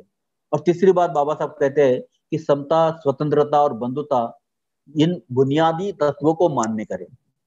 और हम देखते हैं कि बाबा साहब की अगर पूरी लड़ाई हम लोग देखते हैं, उनका जो पूरा संघर्ष देखते हैं भाई और बहनों, तो ये समता, स्वतंत्रता और बंधुता इन मूल्यों को समाज में प्रस्थापित करने के लिए है। लेकिन एक बड़ा सवाल है कि केवल इनकी चर्चा कर कर हम इसको प्रस्थापित नहीं कर सकते। कभी कभी हमें लगता है कि ये हमारी समस्या नहीं है, ये औरों की समस्या है, लेकिन ऐसा नहीं है। समता, स्वतंत्रता और बंधुता की ये जो भाषा है, ये जो तत्व है, इसको गहराई से समझना बहुत जरूरी है। और बुद्ध की शिक्षा हमें मदद करती है कि सही में हम किस प्रकार से समता का आचरण करें, स्वतंत्रता का आचरण करें, बंधुता का आचरण करें। ये मूल्य केवल राजनीतिक या सामाजिक नहीं है, तो ये आध्यात्मिक है, ये हमारे विकास से संबंधित है। एक बहुत बड़ा दृष्टिकोण, एक बहुत बड़ा विजन बाबा साहब ने दिया है, और बुद्ध धम्म इन बातों को कहता है। असल में ये एक अपने आप में बड़ा विषय हो सकता है, केवल मैं इसका उल्लेख कर रहा हूं कि बुद्ध धर्म की तरफ हम कैसा देखें। और सबसे अहम और महत्वपूर्ण बात वे कहते हैं कि धर्म ने निर्धनता या गरीबी का समर्थन नहीं करना चाहिए। अक्सर हम देखते हैं कि धर्म के नाम पर दरिद्रता का, गरीबी का समर्थन किया जाता है, और लोग जो है, बहुत सारे जो लोग हैं इसी प्रकार के गुलामी में रहते हैं, इसी प्रकार के अज्ञानता में रहते हैं, और उन्हें लगता है कि हम गरीब है, निर्धन है, ऐसी ईश्वर की इच्छा है, और एक प्रकार से उसको बढ़ावा दिया जाता है, उसका समर्थन किया जाता है। और बाबा साहब चाहते थे कि इस प्रकार का धर्म बिल्कुल नहीं चाहिए। अब थोड़ा गौर कीजिए कि बुद्ध धर्म जो है वो सही में ये जो 4 मापदंड उन्होंने बताए, इन पर खरा उतरता है। बाबा साहब ने इस मापदंडों की चर्चा इसलिए की है ताकि हमारा जो नजरिया है बुद्ध धर्म को तरफ देखने का, ये स्पष्ट हो जाए। मनुष्य मात्र के विकास के लिए इन चीजों की बड़ी जरूरत है, ये बाबा साहब ने बड़े गहराई से देखा। और मुझे लगता है कि जब हम बुद्ध धर्म की तरफ देखते हैं तो हमें ये समझना बहुत जरूरी है कि इस प्रकार से हम इन 4 मापदंडों पर ये हमारा धर्म कैसा उतरता है, इसको पहले हम लोग समझ ले। अभी हमने इस बात को देखा है कि सही में बुद्ध धर्म यह हमारे विकास के लिए उपयुक्त है। बाबा साहब ने एक बड़ा विजन हमें दिया है, और हम जो भी चीजें देखते हैं, जो भी बातें देखते हैं, तो इन 4 कसौटी को अगर हम देखेंगे तो निश्चित ही हम एक प्रकार से पूरी तरह से कन्विंस हो जाते हैं, आश्वस्त हो जाते हैं कि हाँ, ये धर्म से मैं मेरा विकास कर सकता हूँ, मैं मनुष्य के रूप में आगे बढ़ सकता हूँ। अब फिर भी एक समस्या निर्माण होती है कि हाँ भाई, ये सही बात है, बुद्ध की ये जो शिक्षा है ये सही लगती है, और बाबा साहब ने जो मापदंड बताए इस पर बुद्ध धर्म खरा उतरता है। लेकिन एक प्रश्न हमारे सामने निर्माण हो सकता है, फिर बुद्ध का कौन सा धर्म स्वीकार करें? कभी कभी लोगों में बड़ा संभ्रम दिखाई देता है कि भाई बुद्ध धर्म एक है या अनेक है। हाँ, फिर हम हिनयान स्वीकार करें, महायान स्वीकार करें, वज्रयान स्वीकार करें। और कभी कभी लोगों को लगता है कि जैसे ये बुद्ध धर्म का कई विभाजन हो गया क्या। लेकिन संभ्रमित होने की कोई जरूरत नहीं। मुझे लगता है कि दोपहर में ब्रह्मचारी कुमार जी ने इसके बारे में बहुत ही बढ़िया, बहुत ही बेहतरीन ऐसा प्रवचन दिया है। और ये सारे जो अलग अलग बुद्ध धर्म के विकास के जो एक प्रकार से पड़ाव रहे हैं, इसकी उन्होंने चर्चा की है। लेकिन बहुत बार बुद्ध धर्म की बहुत ही कम जानकारी होने की वजह से हम इन चीजों को लेकर बड़े संभ्रमित होते हैं। इतना ही नहीं, कभी कभी बुद्ध धर्म का ये जो विकास है, ये जो अलग अलग हम देखते हैं कि संप्रदाय निर्माण हुए है, तो उसके बारे में कभी कभी हमारा जो दृष्टिकोण है कभी कभी बहुत ही संकुचित, संकीर्ण हो जाता है। लेकिन भाई और बहनों, इसको समझना बहुत जरूरी है कि बुद्ध की एक अनोखी शिक्षा है, और हम देखते हैं कि बुद्ध के जीवन काल में भी इस प्रकार की एक समस्या आ गई थी। महाप्रजापति गौतमी, उनको बड़ा प्रश्न निर्माण हो गया कि भाई एक भिक्षु इस प्रकार से पढ़ा रहे हैं, दूसरे भिक्षु कुछ उस प्रकार से पढ़ा रहे हैं। ये बुद्ध के काल में हुआ, और फिर वह संभ्रमित हो गई, और फिर बुद्ध के पास गई और बुद्ध से पूछने लगी कि भगवान, कि कोई भिक्षु इस प्रकार से पढ़ाते हैं, कोई भिक्षु इस प्रकार से बताते हैं, तो मैं संभ्रमित हो गई कि फिर आपकी शिक्षा कौन सी है। बुद्ध ने बड़ा सटीक उत्तर दिया प्रजापति गौतमी को कि देखिए, जो शिक्षा तुम्हें तृष्णा से मुक्त करती है और संतुष्टि की तरफ ले जाती है, वो मेरी शिक्षा है। जो शिक्षा तुम्हें द्वेष से मुक्त करती है, मैत्री की ओर ले जाती है, वो मेरी शिक्षा है। जो शिक्षा तुम्हें लोभ से मुक्त करती है और एक प्रकार से अलोभ की तरफ, दान की तरफ ले जाते हैं, वो मेरी शिक्षा है। तो आप देखेंगे कि मूलभूत तत्व बड़ा महत्वपूर्ण है। लेकिन अब क्या होता है कि हर एक को उसका बताने का तरीका अलग होता है। और हम देखेंगे कि धीरे धीरे हम देखेंगे कि इस प्रकार से बुद्धिज्म अलग अलग ढंग से पढ़ाया गया, अलग अलग ढंग से बताया गया, और बुद्ध के प्रिंसिपल को और बेहतर ढंग से समझने का प्रयास किया जाए। और हम देखते हैं इस प्रकार से अलग अलग फिर एक यान निर्माण हुए, ऐसे हम देखते हैं। अब एक बौद्ध होने के नाते अब इस बात की तरफ गौर करना जरूरी है कि भले ही हमें ये अलग अलग यान नजर आते हैं, लेकिन एक बात बड़ी स्पष्ट हो जाएंगी कि ध्येय एक ही है, उद्देश्य एक ही है। यहाँ किसी प्रकार का कॉन्ट्रडिक्शन नहीं है। सभी बुद्ध धर्म को मानते हैं, सभी बुद्ध धर्म की तरफ जाना चाहते हैं। केवल हर एक ने मार्ग तय किया है कि मैं ऐसा जाऊंगा, किसी ने तय किया ऐसा किया, किसी को लगा कि ये ज्यादा बेहतर होगा। और हम देखते कि इस प्रकार से ये अलग अलग यान जो है उसकी एक प्रकार से वे विकसित होते रहे। अब बाबा साहब जब धर्मांतर की बात कर रहे थे तो यही सवाल सामने आने लगे, पत्रकार उनसे पूछने लगे, और बाबा साहब बहुत स्पष्ट थे कि मैं बुद्धयान स्वीकार करता हूँ, बुद्ध को मैं स्वीकार करता हूँ। और बहुत बार मुझे लगता है कि आम लोगों में भी एक संभ्रम निर्माण होता है, तो जिसको हमें स्पष्ट करना जरूरी है कि भले ही अलग अलग पद्धतियां है, अलग अलग तरीके है, लेकिन इनका ध्येय एक है। मुझे लगता है कि जगत में ऐसी कई मिसाल नहीं मिलेगी। लेकिन कभी कभी कुछ लोग बुद्ध धर्म में ये एक प्रकार का एक विभाजन मानते हैं, या बुद्ध धर्म में एक प्रकार से अलग अलग दिशा में लोग चले गए ऐसा मानते हैं। ऐसा नहीं है, सबका ध्येय एक ही है, ये समझना बहुत जरूरी है। अभी हम देखते हैं, जैसा मैं कह रहा हूं कि बहुत सारा इतिहास है जो कुमार जी ने बहुत सारी बातें बताई, उसमें फिर से मैं जानने की कोशिश नहीं करूंगा। लेकिन हम थोड़ा एक बात समझने की प्रयास करेंगे कि आधुनिक जगत में बाबा साहब ने फिर से बुद्ध धर्म को पुनर्जीवित किया, और एक जगत में एक नया उन्होंने एक संदेश दिया है। हम इसको समझने का कोशिश करेंगे तो मुझे लगता है कि एक बात स्पष्ट हो जाती है कि जब हम बौद्ध बनने की बात करते हैं तो निश्चित ही हम हमारा जो उद्देश्य होता है वो ये नहीं होता कि भाई हम किसी एक संप्रदाय की बात करें। अभी हम बहुत खुले होते हैं कि बुद्ध की जो जो शिक्षा है, जो शिक्षा हमारे विकास के लिए उपयुक्त है, जो हमें मनुष्य के रूप में आगे बढ़ाने के लिए उपयुक्त है, उसका हम स्वीकार करें। और जैसे बाबा साहब ने कहा कि हम बुद्ध की शिक्षा को स्वीकार करते हैं, ना कि किसी संप्रदाय को, तो इस बात को भी थोड़ा समझना जरूरी है। बहुत बार लोगों के मन में एक ऐसे संभ्रम रहे कि भाई जो महायान है या वज्रयान है, कहीं ना कहीं ये बुद्ध धर्म की विकृति है, इसका मुझे बड़ा दुख होता है। तो ये जो नजरिया है उसको हमको बदलना पड़ेगा और सही में बुद्ध धर्म को भली भांति समझना बहुत जरूरी है। और बाबा साहब, उन्होंने मुझे लगता है एक बहुत बड़ा काम किया। उन्होंने हमें एक बहुत ही सही सोच दी बुद्ध धर्म को लेकर, और उन्होंने बुद्ध की जो शिक्षा अलग अलग जगह है जो हमारे विकास के लिए, वो उन्होंने हमारे लिए चुनी है। और मुझे लगता है कि बुद्धानी धर्म अगर हम देखेंगे तो अलग अलग जगह से वो शिक्षा आई है। और मुझे लगता है कि आज आधुनिक जगत में बहुत सारे बौद्ध इसी प्रकार से सोचते हैं। उनका नजरिया यही है कि बुद्ध की जो शिक्षा है ये महत्वपूर्ण है। अभी मैं प्रधान सूत्र की बात कर रहा था और मैंने कहा कि उस समय मार को पराजित करके सिद्धार्थ गौतम बुद्ध बने। तो उस समय वे चर्चा करते हैं कि मार तुम मुझे पराजित नहीं कर सकते। तो बुद्ध कहते हैं कि क्योंकि मेरे पास श्रद्धा है, मेरे पास वीर्य है, मेरे पास स्मृति है, मेरे पास समाधि है, मेरे पास प्रज्ञा है। तो थोड़ा एक मैं सोचने लग गया कि बिल्कुल बुद्धत्व प्राप्ति करने के पहले ही बुद्ध मार को कह रहे कि मार तुम मुझे नहीं जीत सकते क्योंकि मेरे पास ये सारी चीजें हैं। और आगे हम देखते हैं कि बुद्ध के जो अलग अलग संप्रदाय है, शिक्षा है, उसमें ये पंच धर्मेंद्र की शिक्षा बड़ी महत्वपूर्ण शिक्षा मानी जाती है। इसको 5 बल भी कहा जाता है। और थोड़ा अगर गौर करेंगे तो कुछ लोग ये कहते हैं कि ये बुद्ध धर्म का जो विकास है तो उसमें क्या हुआ, कुछ लोगों ने एक ही अंग को अधिक ज्यादा उसकी तरफ फोकस कर लिया, कुछ लोगों ने श्रद्धा के ऊपर अधिक फोकस कर दिया। और एक प्रकार से श्रद्धा, बुद्ध के प्रति श्रद्धा बढ़ाने का काम, धम्म संघ के प्रति श्रद्धा बढ़ाने का काम जो है उसको उन्होंने बहुत ज्यादा एक प्रकार से फोकस किया। कुछ लोगों ने प्रज्ञा को ज्यादा फोकस किया, कुछ लोगों ने वीर्य को ज्यादा फोकस किया, कुछ लोगों ने समाधि को ज्यादा फोकस किया।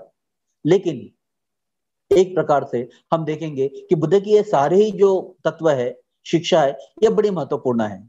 और हम देखते हैं कि कुछ लोगों ने ध्यान को ज्यादा महत्व दिया, कुछ लोगों ने पूजा और श्रद्धा को ज्यादा महत्व दिया, कुछ लोगों ने प्रज्ञा को ज्यादा महत्व दिया। लेकिन अगर हम ये पंच धर्मेंद्रियों की जो शिक्षा उसको देखते हैं तो वहां ये बताया गया है कि संतुलन बहुत जरूरी है।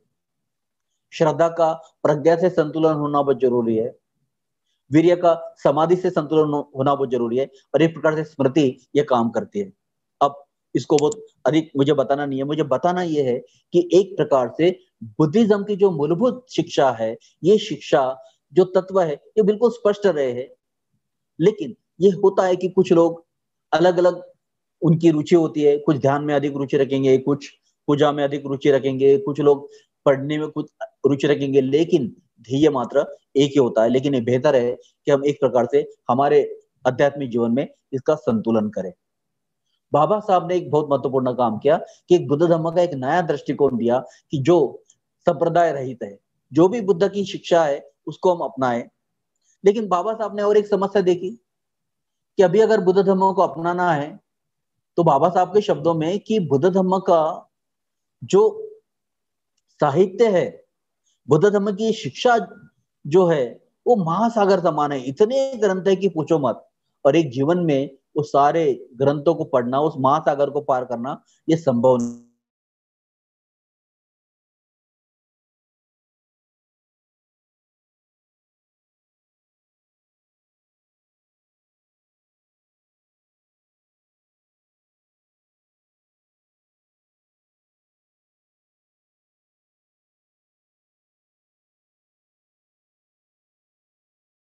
कि नहीं भाई ये बुद्ध धर्म जो है ना, बड़े विद्वान जो लोग हैं, स्कॉलर जो है उनके लिए है, सर्वसामान्य के लिए नहीं है। लेकिन ऐसा नहीं है, बुद्ध की जो शिक्षा है ये हर एक को विकास के लिए मदद कर सकती है। और बाबा साहब ने मुझे लगता है एक बहुत ही ये है कि बुद्ध धर्म की जो शिक्षा है सरल, सहज ऐसे शब्दों में उन्होंने रखा है। ये तो अक्सर हम देखते हैं कि बौद्ध जो ग्रंथ है कभी कभी बड़े जटिल होते हैं, तो सर्वसामान्य लोगों को उनको पढ़ना समझना ये बड़ा कठिन होता है। तो ये मुझे लगता है बाबा साहब ने महत्वपूर्ण काम किया, और उन्होंने ये बताया कि हम किसी संप्रदाय को नहीं स्वीकार रहे, एक प्रकार से हम बुद्धायन को स्वीकार रहे। और यही बात मुझे लगता है कि उर्गेन संगरक्षित जी ने की। और एक बड़ी महत्वपूर्ण बात की, ये जो त्रिरत्न बौद्ध संघ है इसके बारे में जब हम चर्चा करते हैं तो उसके बारे में बहुत सारी बातें की जाती है। उसकी 6 महत्वपूर्ण बातें हम लोग करते हैं कि भाई ये संघ अन्य संघों से थोड़ा सा निराला कैसे है, इनकी 6 महत्वपूर्ण बातें कैसी है। तो उसमें एक महत्वपूर्ण बात है, वो अंग्रेजी शब्द है इक्युमेनिकल।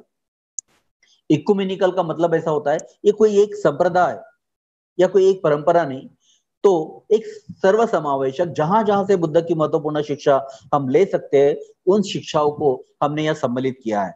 और ये मुझे लगता है कि बाबा साहब ने बहुत ही महत्वपूर्ण जो बात की थी 1956 में, इसी बात को उर्गेन संगरक्षित जी ने आगे बढ़ाया है।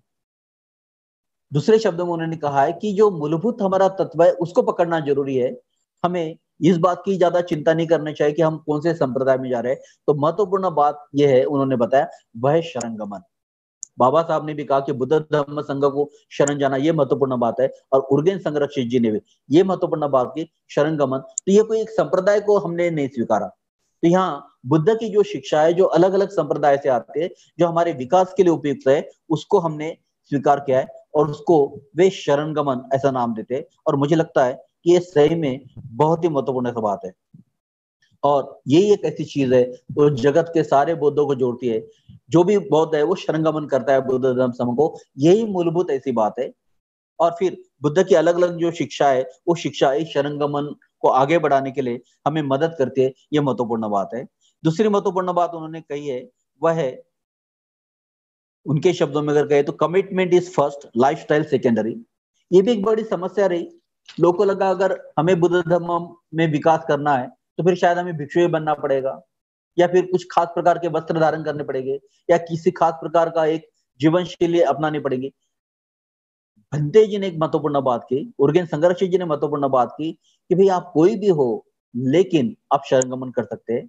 हाँ, शरणगमन ये महत्वपूर्ण बात है, और मुझे लगता है ये आधुनिक जगत के लिए उनकी बहुत बड़ी देन है। और मुझे लगता है बुद्ध धर्म की तरफ देखने का ये नजरिया होना चाहिए, फिर आप विवाहित है, अविवाहित है, आप ब्रह्मचर्य का पालन करने वाले हैं, या फिर आप शिविर केंद्र में रहने वाले हैं, या फिर आपने पूरी तरह से गृह त्याग किया है, या फिर आप नौकरी पेशा है, आप किसान है, या फिर आप अफसर है, आप कोई भी हो, लेकिन हर आदमी शरणगमन कर सकता है। ये एक महत्वपूर्ण शिक्षा दी। और बाबा साहब ने भी हम सबको यही कहा कि हर एक ने हर एक को दिशा देना चाहिए, यानी कि मतलब हर एक व्यक्ति ये बुद्ध धम्म संघ की तरफ बढ़ सकता है, अपना विकास कर सकता है। हमारे एक मित्र ने बहुत ही सुंदर एक गीत लिखा है, जिसके शब्द मुझे बहुत पसंद है। अर्थात वे मराठी में वे कहते हैं, भंग झाला धम्म जेव्हा संप्रदायांच्या मध्ये, जाणिले तू मर्म आहे शरणगमनाच्या मध्ये। और मुझे लगता है कि ये एक सबसे महत्वपूर्ण बात जगत को उर्गेन संगरक्षित जी ने दी है। हमारे संप्रदाय कुछ भी रहने दो, हम अलग अलग प्रकार से मार्ग हम लोग क्रमण कर सकते हैं, लेकिन महत्वपूर्ण बात होती है कि बौद्ध हम तभी बनते हैं जब हम बुद्ध धम्म संघ के साथ कमिटमेंट करते हैं। ये बात को समझना बहुत जरूरी है, इस बात को स्वीकारना बहुत जरूरी है। और मुझे लगता है कि आधुनिक जगत इस प्रकार से हम सोचते हैं, हम किसी प्रकार का मतलब इसमें भेदभाव नहीं करते, ये बड़ी महत्वपूर्ण बात है। और जगत में अभी इसी प्रकार से लोग सोचते हैं कि हम बौद्ध पहले हैं, अभी शायद हम अलग अलग प्रकार के वस्त्र पहनेंगे, अलग अलग संप्रदाय के जो भिक्षु है वो अलग पहनेंगे, अलग अलग जो संप्रदाय के लोग हैं उनके अपने अलग वस्त्र होंगे, उनके आचरण की पद्धतियां अलग अलग होंगी, लेकिन महत्वपूर्ण बात है कि हमारा ध्येय एक है। एक महत्वपूर्ण बात है, एक बात मुझे याद आ रही, जब हमने 1950 में बाबा साहब का जो धर्मांतर है 50वीं वर्षगांठ बना रहे थे, तब नागलोक में कार्यक्रम हुआ, और वो कार्यक्रम से भी मुझे बहुत अच्छा लगा कि वहां पर मैं जगत के बहुत सारे बुद्ध थे, अलग अलग संप्रदाय के, जैन संप्रदाय हो, महायान के हो, तिब्बती हो, पश्चिम के बौद्ध हो, पूरब के बौद्ध हो, वो सारे वहां थे, और एक धर्मांतर का वहां कार्यक्रम हुआ। वहां पांडिचेरी और गुजरात से कुछ लोग आए थे, और वहां उन्होंने एक प्रकार से बुद्ध धम्म में दीक्षा ग्रहण की, और त्रिरत्न बौद्ध महासंघ के जो ज्येष्ठ धर्माचार्य उन्होंने वो दीक्षा दी। तो मुझे बहुत ही अच्छा लगा कि अलग अलग संप्रदाय के लोग हैं, लेकिन इसके बावजूद वहां एक होकर वो दीक्षा का कार्यक्रम उन्होंने वहां पर में किया। वे सब लोग उस दीक्षा को साक्ष्य दे रहे थे। और मुझे लगता है कि आधुनिक जगत में बुद्ध धर्म की तरफ देखने का हमारा ये नजरिया होना चाहिए। समय बहुत तेजी से भाग रहा है, मैं चंद मुद्दे तेजी से कवर करूंगा। दूसरी एक महत्वपूर्ण बात होती है प्रशिक्षण की। बाबा साहब ने पहले कहा कि मैं कठिन धर्म दे रहा हूं, तो ये जरूरी है कि हम प्रशिक्षण प्राप्त करें।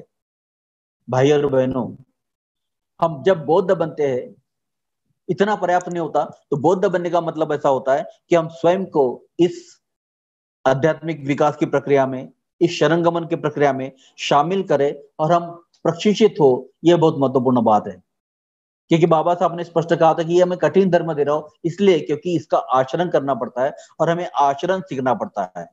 और आचरण जब तक हम सीखेंगे नहीं तब तक सही मायने में हम बौद्ध बनेंगे नहीं। कभी कभी केवल जानकारी हासिल करना, इसे ही हम बुद्धिज्म मानते हैं, लेकिन केवल जानकारी हासिल करना ये बुद्ध धर्म की बात नहीं हो सकती है। तो एक प्रकार से जहां जहां इस प्रकार की प्रशिक्षण की सुविधा है उसका हमने अधिक अधिक लाभ लेने का प्रयास करना चाहिए, अधिक अधिक सीखना चाहिए। कभी कभी लोगों को लगता है कि केवल जानकारी हासिल करना है बुद्ध धर्म है, ऐसा नहीं है। असल में बुद्ध धर्म है कि जो भी बुद्ध की शिक्षा है उसको सही ढंग से समझ ले, उसका अर्थ समझ ले, वो क्या कहना चाहते हैं वो समझ ले, और फिर उसके बाद उसको हम आचरण में कैसे लाए इसको समझना बहुत जरूरी है। और जब हम ऐसा करेंगे तभी एक प्रकार से हमने बुद्ध धर्म को अपनाया ऐसा उसका मतलब होगा। उसके पश्चात चंद बातें मैं कहना चाहूंगा। बुद्ध धर्म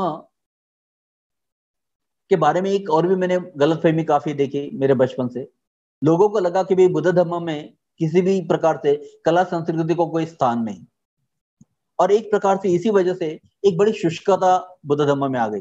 लेकिन ऐसा नहीं है, कला संस्कृति का बहुत ही अहम स्थान बुद्ध धर्म में है। हम जानते हैं कि बुद्ध धर्म में अशोक घोष जैसे महान कवि हुए। अब बिल्कुल बुद्ध के अगर जमाने में देखा जाए तो वांगीश नाम के कवि थे, और जब बुद्ध शिक्षा देते थे तो वांगीश से कहते थे कि मेरी जो शिक्षा है इसको तुम थोड़ा काव्य में ढालो। और जब वे काव्य में डालते तो निश्चित ही वो शिक्षा और भी सुंदर बन जाती थी। और इसीलिए मुझे लगता है कि एक हमारी बड़ी कमी रही है, हमें इस बारे में गौर करना पड़ेगा कि बुद्ध धर्म को सही में अगर हम अधिक आगे बढ़ाना चाहते हैं तो कला संस्कृति की तरफ हमें बहुत ध्यान देना पड़ेगा। और एक प्रकार से यह भी महत्वपूर्ण बात है कि जो कला है, हाँ, जो संगीत है, जो नृत्य है, जो ऊंचे दर्जे का रिफाइन ऐसी जो कला है उन कलाओं का भी हमने विचार करना चाहिए, क्योंकि कलाएं जो है ये हमें आगे बढ़ाने के लिए, एक प्रकार से हमें विकसित करने के लिए मदद करती है। और मुझे लगता है कि एक प्रकार से बुद्ध धर्म की जो शुष्कता है यह भी एक वजह है कि जहां हम अधिक अच्छे ढंग से लोगों को बुद्ध धर्म जो है वो कम्युनिकेट नहीं कर पाए। कभी कभी काव्य, संगीत, पेंटिंग और अन्य सी जो चीजें हैं हम उसको एप्रिशिएट नहीं कर पाते, और इसलिए मुझे लगता है कि जो ब्रॉड बुद्धिज्म है, व्यापक बुद्धिज्म है, उसको हम समझ नहीं पाते। बुद्ध धर्म ये केवल एक प्रकार से जो अलग अलग शिक्षा है उन शिक्षाओं में शब्दों से ही बात नहीं करता। तो बुद्ध धर्म काव्यात्मक उसकी भाषा होती है, प्रतीकात्मक भाषा होती है, मीतक की भाषा होती है, रूपक की भाषा होती है। और कभी कभी मुझे लगता है कि ये जो रूपक है, मीतक है, ये काव्यात्मक जो बातें है कभी कभी हम उससे भी संभ्रमित हो जाते हैं। लेकिन मुझे लगता है कि ये बुद्ध धर्म को बहुत ही प्रभावी ढंग से आगे बढ़ाने के लिए महत्वपूर्ण है। बाबा साहब जानते थे इसलिए उन्होंने स्वयं बुद्ध का चित्र बनाया है। बाबा साहब भी जानता है कि गाथाओं का पठन एक बहुत ही मधुर, बहुत ही अच्छे सुरों में होनी चाहिए, बहुत ही अच्छी उसकी चाल होनी चाहिए, क्योंकि जब वो हृदय को भाता है तभी हम बुद्ध धर्म की तरफ अधिक आकर्षित होते हैं। तो मुझे लगता है कि इसको भी समझना चाहिए। कभी कभी लोग हम संभ्रमित हो जाते हैं। मुझे याद है बचपन से मुझे जातक कथा बहुत पसंद थी, आज भी है। और जब कभी मैं जातक कथा बताता था लोग बहुत प्रभावित होते थे, हमारे जो युवा दोस्त है। लेकिन अगर मानो वहां भी हमारे मन में प्रश्न निर्माण कि वो खरगोश कैसा बोला, वो हिरन कैसा बोला, तो we are missing the point. तो हमें ये समझना चाहिए कि ये प्रतीकात्मक है, काव्यात्मक है, रूपक है, लेकिन कभी कभी इन बातों को हम समझते नहीं। तो मुझे लगता है कि ये बात को भी समझना बहुत जरूरी है। और मुझे लगता है कि अभी बिल्कुल 7 बज रहे, तो एक अंतिम मुद्दा मैं कहना चाहूंगा, और वह ये है कि बुद्ध धर्म के बारे में एक हमारा नजरिया बहुत ही हमें स्पष्ट होना चाहिए, और वो ये है कि बुद्ध धर्म में समाज परिवर्तन की क्षमता है। बाबा साहब ने मुझे लगता है कि सारे जगत के लिए एक बहुत ही महत्वपूर्ण ऐसा विजन दिया है कि बुद्ध धर्म में समाज परिवर्तन की क्षमता है और आज जगत में लोग इसको गहराई से सोच रहे हैं। कभी कभी लोगों ने माना कि केवल स्वयं का विकास करना, तो एक बुद्ध धम्म की तरफ हम लोग जा सकते हैं, एक व्यक्ति विकास के लिए, लेकिन ऐसा नहीं है कि बुद्ध धम्म में समाज को परिवर्तित करने की भी क्षमता है। तो मुझे लगता है इसके ऊपर हमने गौर करना चाहिए। और अभी हमने बुद्ध से शुरुआत की थी, मैं बाबा साहब का जो धर्मांतर का जो भाषण है उसके एक वाक्य से इसकी समाप्ति करना चाहूंगा। बाबा साहब ने 56 में एक बहुत ही महत्वपूर्ण भाषण दिया था और उसमें उन्होंने कहा था कि बुद्ध धम्म से ही जगत का उद्धार हो सकता है। इसका ट्रांसलेशन अंग्रेजी में लोग करते हैं कि Buddhism can change the world, लेकिन मुझे उतना पसंद नहीं आता वो। बुद्ध धम्म से ही, मराठी में उन्होंने कहा था बुद्ध धम्माने जगाचा उद्धार हो सकतो, तो उन्होंने कहा से ही मतलब केवल बुद्ध धम्म से, ओनली बुद्धिज्म। तो मुझे लगता है ये गौर करना चाहिए कि बुद्ध धम्म की जो क्षमता है समाज परिवर्तन की, जगत परिवर्तन की, इसको अगर हम समझ लेंगे और बुद्ध धम्म को इस प्रकार से अपनाएंगे तो मुझे लगता है कि सही मायने में हमने बुद्ध जयंती मनाई, ऐसा होगा। और दूसरा अंतिम बाबा साहब का शब्द कहकर मैं यहाँ समाप्त करना चाहूंगा।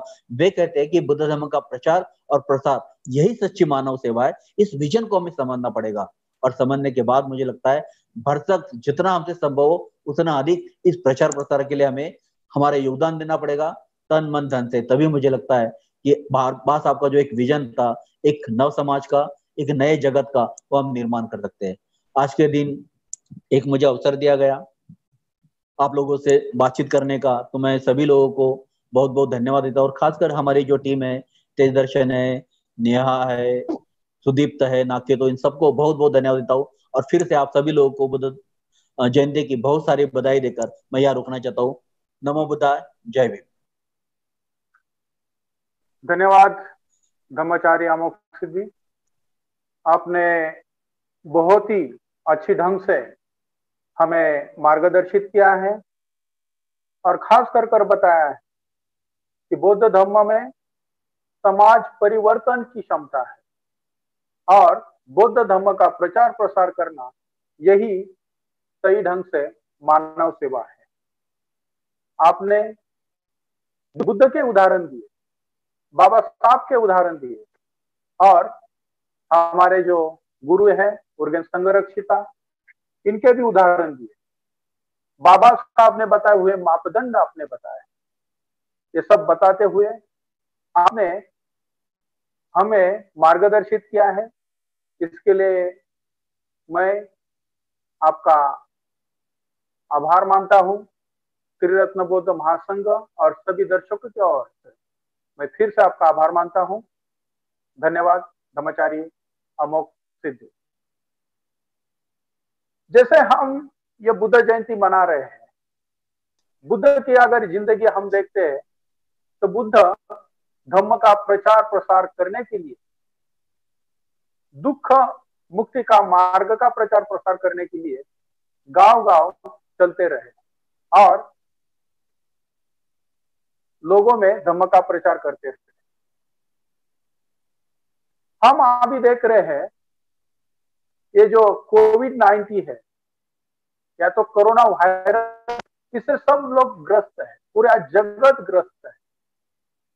और ये देखते हुए जो त्रिरत्न बौद्ध महासंघ के जो कुछ हमारे सदस्य हैं, मित्र हैं, वेल विशर्स है, इन्होंने अच्छी ढंग से हमारा जो वक्त है वो यहाँ पर बिताया है और धम्म का आनंद लिया है। धम्म प्रवचन सुने, धम्म चर्चा की है, क्लासेस किए हैं, धम्म का आचरण किया है और ये करते करते हमने धम्म का अच्छा आनंद लिया है। ऐसे ही नागपुर में जैसे 4 सेंटर है हमारे त्रिरत्न बौद्ध महासंघ के, Naglok, Mitralok, north Nagpur and south and east Nagpur. तो हमारे जो साउथ एंड ईस्ट नागपुर और नॉर्थ नागपुर जो सेंटर है, इनकी तरफ से कल से प्रवचन मालिका रखी है। तो ये जो प्रवचन मालिका है वो सुबह और शाम में है। तो जैसे हम देखते हैं कि साउथ वेस्ट नागपुर ये जो हमारा सेंटर है, ये सेंटर ने हर शाम 6:30 बजे जो बुद्ध ने बताया हुआ आर्य अष्टांगिक मार्ग है, इस पर मालिका रखी है। तो इसका लाभ आप कल से ले सकते हैं। हर शाम को 6:30 बजे, जैसे ये जो मालिका है, इसकी जो शुरुआत है ब्रह्मचारी नागकेतु से होगी। 8 तारीख को ब्रह्मचारी नागकेतु, 9 तारीख को ब्रह्मचारी नागकेतु, उसके बाद अमोघ सिद्धि है, विजय है, यशोसागर है, ज्ञान ध्वज है, तारा रुद्रा है, अनोमदस्ती है और रत्नशील है। तो ऐसे आर्य अष्टांगिक मार्ग की मालिका है। हमारा जो दूसरा केंद्र है, जो नॉर्थ केंद्र है, उन्होंने भी एक मालिका रखी है जो कल से शुरू होगी सुबह 11 बजे, और उसका जो थीम है सप्तबोधांग। इसमें कल सुबह से ब्रह्मचारी रत्नशील, ब्रह्मचारिणी विजया, ब्रह्मचारी यशोरत्न, ब्रह्मचारी कर्मवज्र, ब्रह्मचारिणी अभयदाना, ब्रह्मचारी अमोघ सिद्धि और ब्रह्मचारी नागकेतु। तो ये जो दोनों प्रवचन मालिका है, इसका आप लाभ ले सकते हैं। और 9 मई ये जो हमारा जो संघ है वो जागतिक संघ है। तो 9 मई को हम पूरी जगत में बुद्ध जयंती मना रहे हैं। तो ऑकलैंड, न्यूजीलैंड से लेकर जहां पर सूरज उभरता है, वहां से लेकर जो वेस्ट कोस्ट है अमेरिका का, सैन फ्रांसिस्को, वहां तक ये हमारी जयंती मनाई जाएगी। ये सब कार्यक्रम होगा और अंग्रेजी में होगा। तो ये कार्यक्रम भी, इसका भी आप लाभ देख सकते हैं। इसकी और अगर आपको और मालूमात चाहिए तो buddhistcenter.com ये जो वेबसाइट है, इस पर आप विजिट कर सकते हैं, जहां पर आपको अधिक मालूमात होगी। इसके बाद जैसे हमने देखा है कि त्रिरत्न मीडिया इंडिया,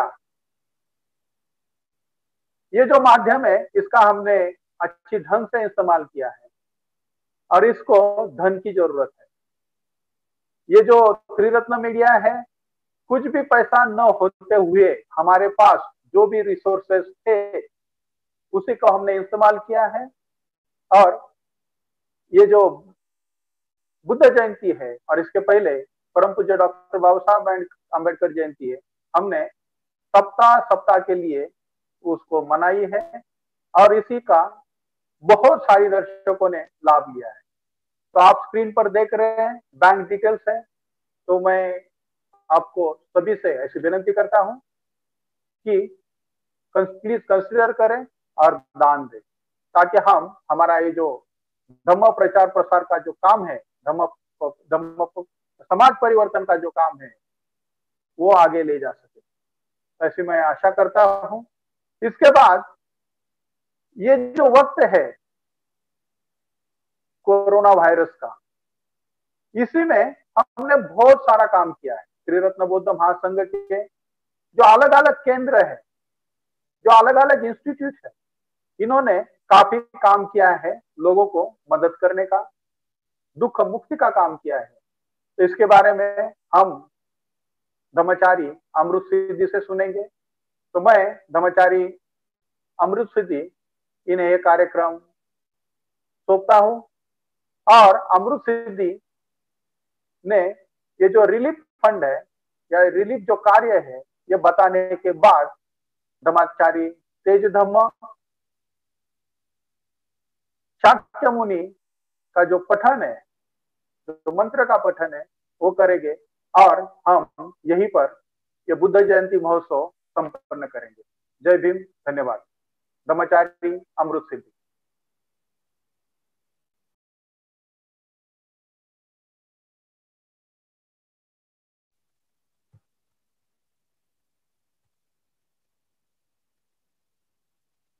जय भीम,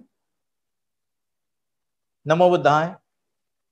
भाइयों और बहनों, आप सभी ने लगभग 1 तारीख से तो आज 7 तारीख तक बहुत ही सुंदर ऐसे धम्म प्रवचनों का लाभ लिया है।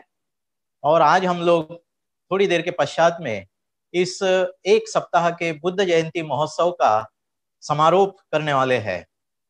भाइयों तथा बहनों, आप सभी लोग जानते हैं, हम सभी लगभग 24 मार्च से लॉकडाउन में चल रहे हैं और आने वाले 17 मई के बाद भी यह लॉकडाउन समाप्त होगा या नहीं, इसके बारे में अभी फिलहाल हमें जानकारी नहीं है।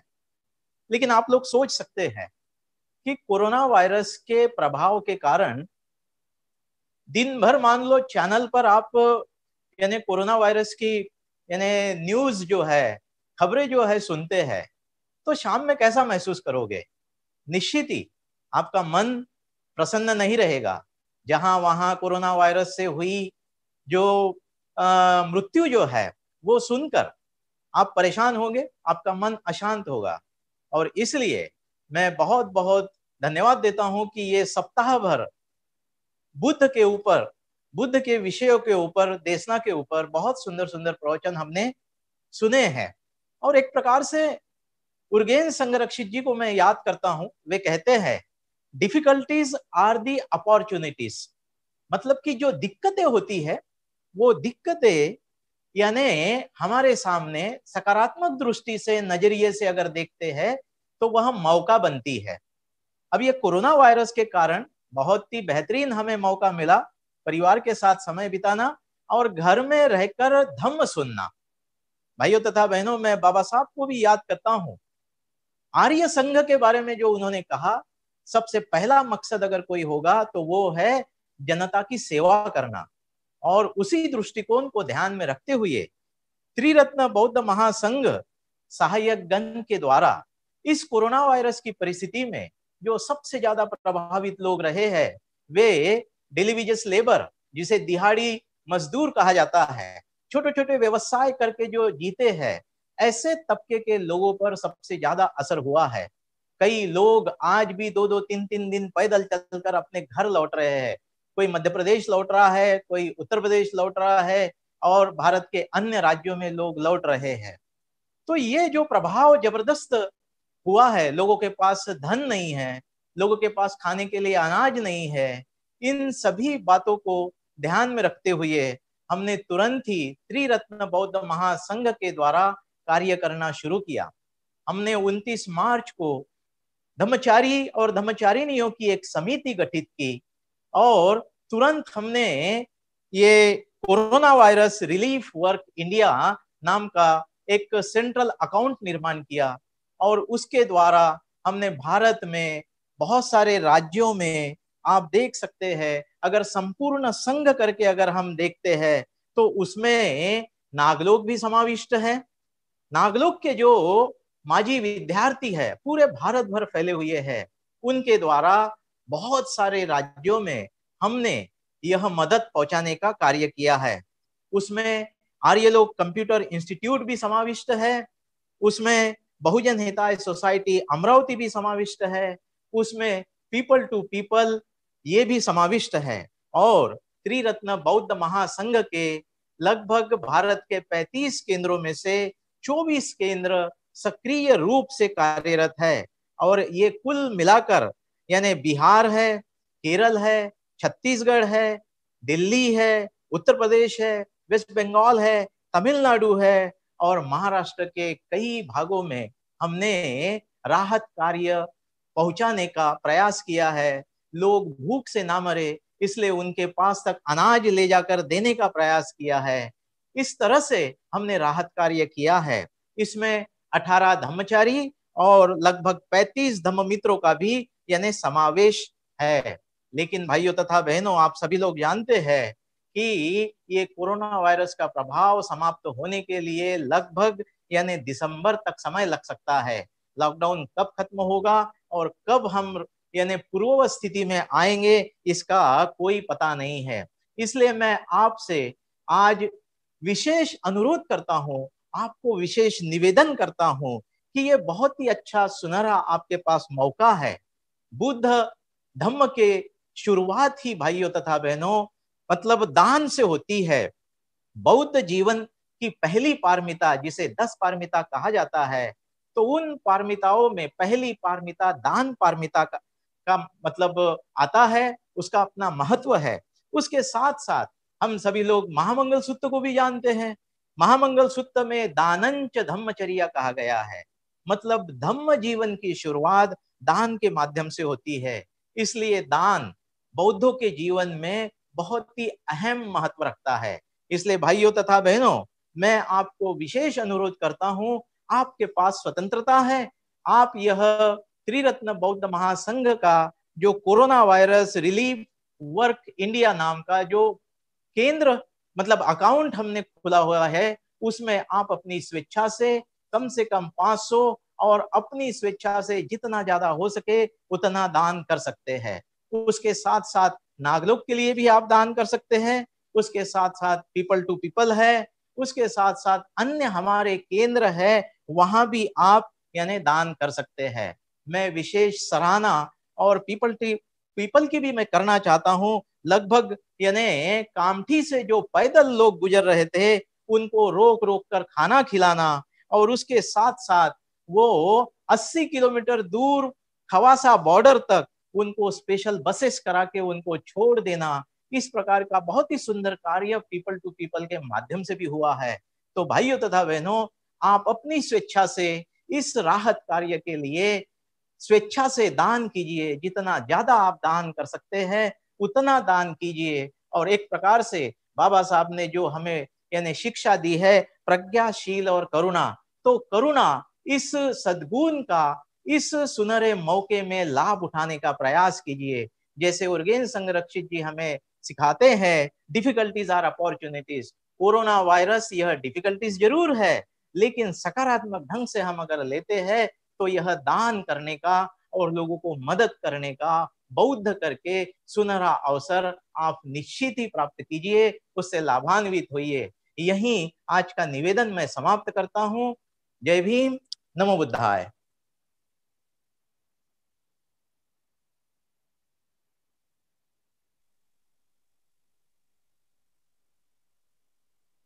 धम्मचारी तेज धम्मा।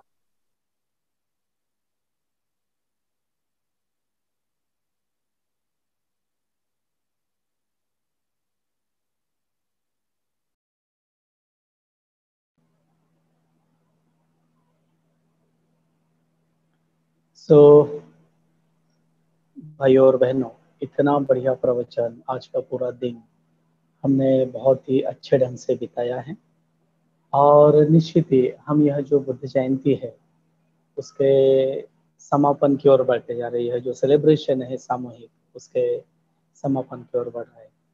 और इस बीच हमने कई सारे प्रवचन हमें अंतर्मुख करने वाले सुने, इतिहास से रिलेटेड सुने, हमारी जिम्मेदारियां क्या है उससे संबंधित सुने, और हम काफी प्रेरित हुए। हमने घर में लॉकडाउन की सिचुएशन में बहुत अच्छा समय का उपयोग किया है। इन सब चीजों को धर्माचार्य अमुक सिद्धि जी ने आज जो शाम को प्रवचन दिया उसको थोड़ा एब्सॉर्ब करते हैं, सूचनाओं को एब्सॉर्ब करते हैं, हमारा जो धम्म जीवन है उसको एब्सॉर्ब करते हैं। तो कुछ समय के लिए हम शांत बैठने वाले हैं। तत्पश्चात मैं शाक्यमुनि पठन करूंगा, और कुछ समय में मैं जानता हूँ कि आप में से कई लोग घर में सभी सदस्यों के साथ यह सुन रहे हैं, प्रवचन सुन रहे हैं, मंत्र पठन सुन रहे हैं। यह जो बौद्ध संस्कृति है, संस्कृति में सहभागी हो रहे और घर से बौद्ध संस्कृति की शुरुआत करने के लिए आपका योगदान दे रहे हैं। तो जब आपको यह श्योर हो जाता है कि आप मंत्र पठन में आपका आवाज मिलाकर सब लोग मिलकर घर के अंदर कर सकते हैं, तो कृपया आप ज्वाइन करिए। हम कुछ देर तक करने वाले हैं यह मंत्र पठन, और बाद में फिर धीरे धीरे इसे धीरे धीरे आवाज कम करते हुए हम समाप्ति की ओर ले जाएंगे। तो कुछ समय के लिए कृपया शांत बैठिए। फिर से एक बार अपने आप को स्वयं के संपर्क में लाने का प्रयास कीजिए।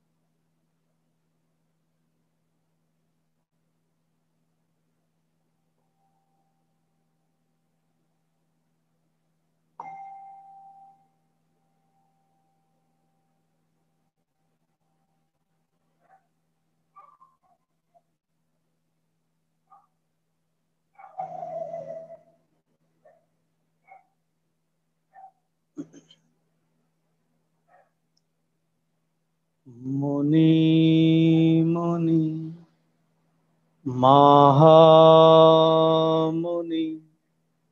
शाक्यमुनि साधु मुनि मुनि महामुनि शाक्यमुनि साधु मुनि मुनि महामुनि शाक्यमुनि साधु मुनि मुनि महामुनि शाक्यमुनि साधु मुनि मुनि महामुनि शाक्यमुनि साधु मुनि मुनि महामुनि शाक्यमुनि साधु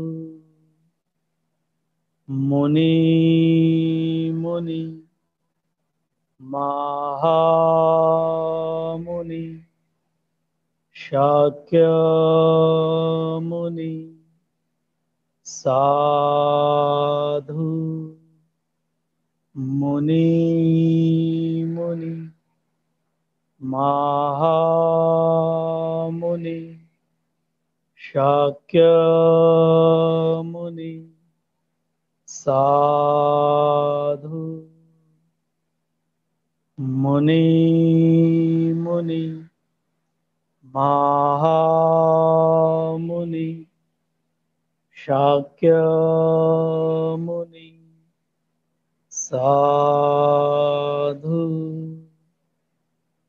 मुनि मुनि महामुनि शाक्यमुनि साधु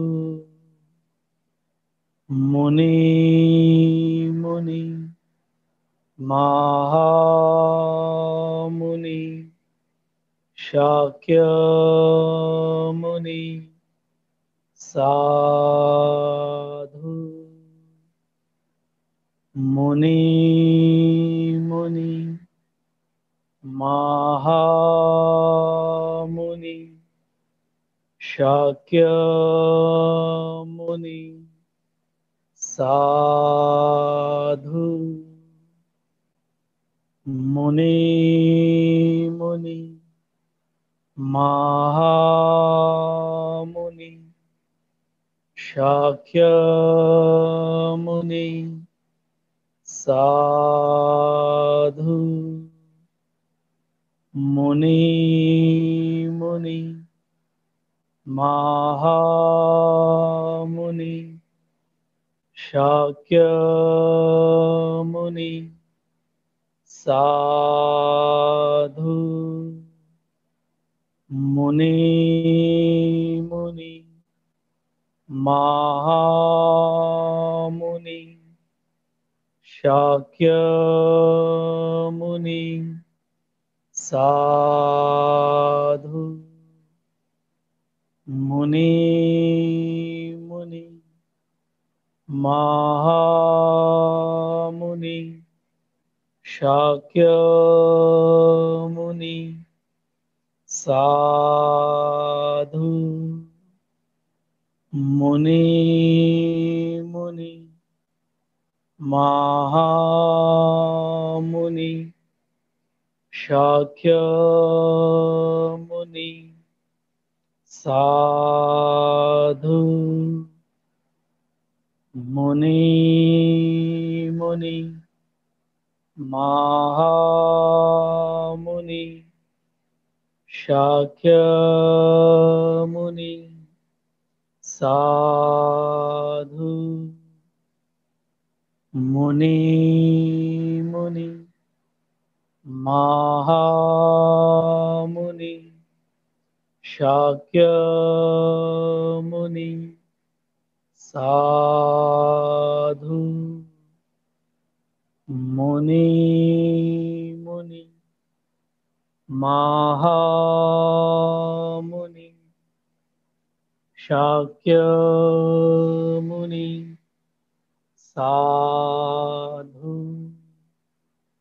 मुनि मुनि महामुनि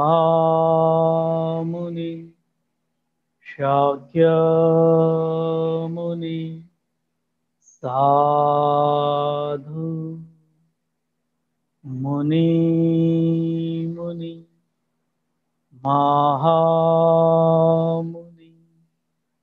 शाक्य मुनि साधु मुनि मुनि महामुनि शाक्य मुनि साधु मुनि मुनि महामुनि शाक्य मुनि साधु मुनि मुनि महामुनि शाक्य मुनि साधु मुनि मुनि महामुनि शाक्य मुनि साधु मुनि मुनि महामुनि शाक्य मुनि साधु मुनि मुनि महामुनि शाक्य मुनि साधु मुनि मुनि महामुनि शाक्य मुनि साधु